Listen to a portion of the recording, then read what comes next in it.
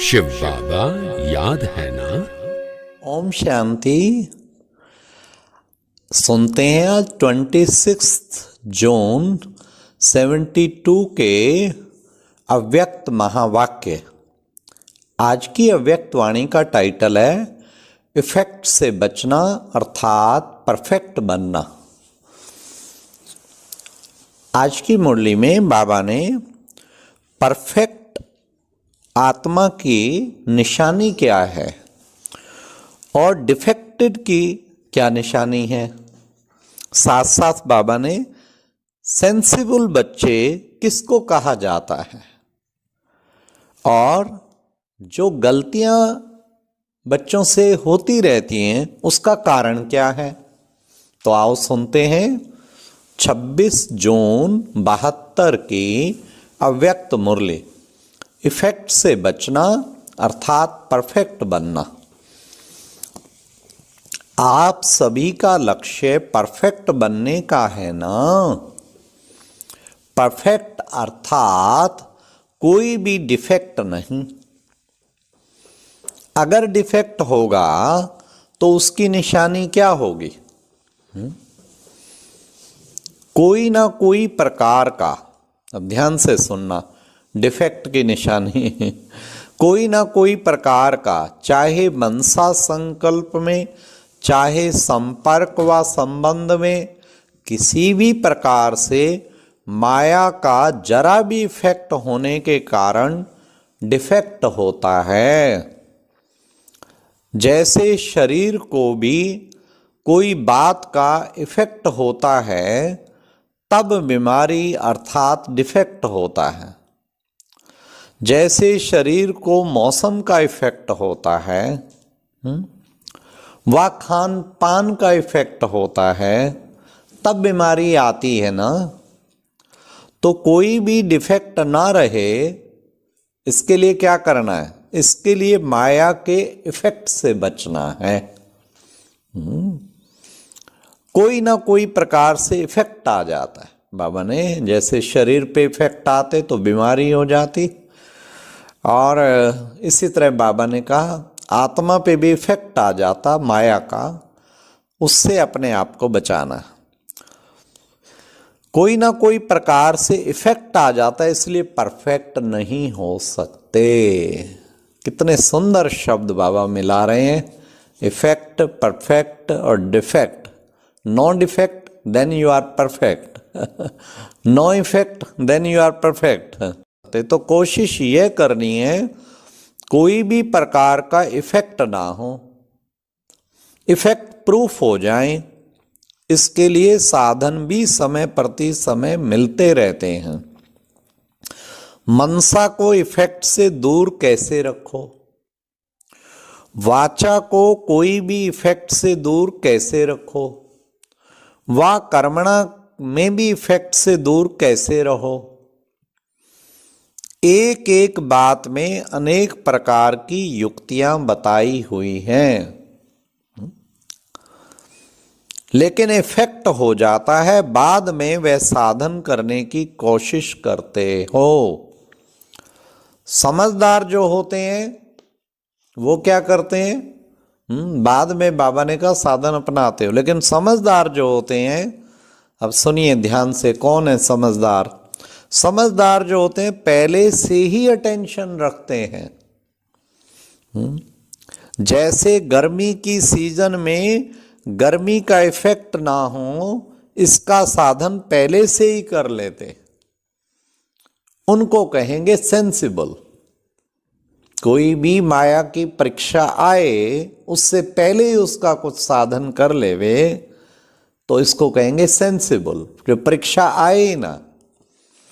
तो बाबा ने कहा अगर समझ कम है तो गर्मी का इफेक्ट हो जाता है, तो कमल फूल समान सदा इफेक्ट से न्यारा और बाप का प्यारा बनना है।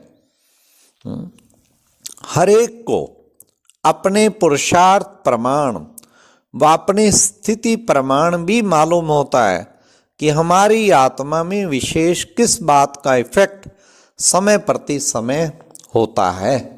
अब ये हर एक को चेकिंग करनी है कि मेरे पे कौन से विकार का इफेक्ट ज़्यादा होता है। किसी पे काम वासना का होता है, उससे काम के संकल्प, फिर अपवित्र संकल्प चलेंगे। किसी को छोटी छोटी बात में क्रोध आ जाता है, किसी की बहुत सेंसिटिव नेचर बहुत है, किसी का लोभ का संस्कार फिर जागृत हो जाता है, किसी में छोटी छोटी बात में मान अपमान की फीलिंग, जैसे कि अहम भाव बहुत ज़्यादा है, ईगो हर्ट होता है, और किसी में फिर आलस्य बहुत होता है, आलस्य का वार फिर होता है, किसी में निंदा का वार फिर होता है। तो ये बाबा ने कहा हर एक को अपने पुरुषार्थ प्रमाण, अपनी स्थिति प्रमाण भी मालूम होता है। मालूम होते हुए उन साधनों को अपना नहीं सकते। हाँ, क्यों नहीं अपना सकते? बाबा कहते हैं जबकि मालूम है मेरे को इस विकार का, इस माया के रूप का अटैक होता है, तो उसके साधन भी बाबा ने दिए हैं, बड़ी अच्छी अच्छी स्मृतियाँ दी हैं, और बड़े अच्छे तरीके स्वयं के मन को पूर्णतया उससे मुक्त करने के बताए हैं, बिजी रखने के बताए हैं। तो लेकिन उन साधनों को हम तुरंत अपनाएं, चाहते हुए भी उस समय जैसे अनजान बन जाते हो। जैसे कोई इफेक्ट होता है तो मनुष्य की बुद्धि को डिफेक्ट कर देता है। कितने सुंदर शब्द बाबा ने कहा। तो इफेक्ट होता ही रहेगा तो हम क्या कहलाएंगे? Defected case. इसलिए बाबा कहते डिफेक्ट नहीं होना चाहिए। फिर उस समय बुद्धि काम नहीं करती। इफेक्ट हो गया है ना तो बुद्धि काम नहीं करेगी, तो डिफेक्टेड बुद्धि बन जाएगी। वैसे माया का भी भिन्न भिन्न रूप से इफेक्ट होने से बेसमझ बन जाते हैं। इसलिए परफेक्ट बनने में डिफेक्ट रह जाता है। हाँ, तो सभी संकल्प करें। बाबा कितने प्यार से परफेक्ट बनने की प्रेरणा दे रहे हैं। और परफेक्ट बनना है तो कोई डिफेक्ट मेरे अंदर अब नहीं रहना चाहिए। और डिफेक्ट माना कोई ना कोई विकारों की इफेक्ट होती है, पुराने संस्कारों की इफेक्ट होती है। तो उनकी लिस्ट निकालें किस किस की होती, कब कब मेरे पे माया इफेक्टेड हो जाती है। और उसके बाबा ने क्या क्या ब्रह्मास्त्र ज्ञान के ऐसे ऐसे स्मृतियाँ जो उसको एकदम साफ कर दें, वो जो बताई हैं उनको जो है प्रयोग करें हम, कि हम कुछ भी हो जाए इस इफेक्टलेस रहेंगे, इस माया के इफेक्ट से अपना बचाव रखेंगे, फिर परफेक्ट हुए पड़े हैं बस, फिर क्या मुश्किल है। बाबा कहते जैसे अपने शरीर की संभाल रखना जरूरी है, वैसे आत्मा के प्रति भी पूरी समझ रख चलना चाहिए। तब ही बहुत जल्दी इफेक्ट से परे परफेक्ट हो जाएंगे। कहीं तो अपने शरीर की संभाल पूरी रखते हैं, कहीं शरीर की भी नहीं रखते पूरी संभाल। जैसे इसको चलाना है, जितने तक खिलाना है उससे अधिक खा जाएंगे, जो नहीं खाना है वो खा जाएंगे।